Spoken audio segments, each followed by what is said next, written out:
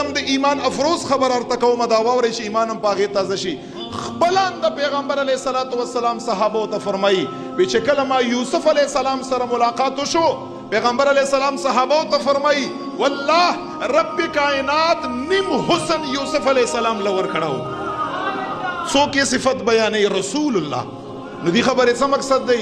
یعنی څومره حسن الله پیدا کړی دی، نیم حسن یې ټولو مخلوقاتو لور کړی دی، نیم حسن یې یوسف علیه السلام لور کړی دی. او حسن د یوسف علیه السلام معجزه وا. حسن یوسف پکټی مصر میں انگشت زنا سر کٹاتے ہیں تیرے نام پہ مردان عرب. په حسن باندې خلکو ګوتې کټ کړي، په رسول الله باندې خلکو سرونه کټ کړي. خدا خو ما استا په ذهن کې هم خبر رااله، داسې صحابو په ذهن کې هم خبر راغلی وه چې یا رسول الله چې تا و فرمایل چې نیم حسن یوسف علیه السلام له خدای ورکړو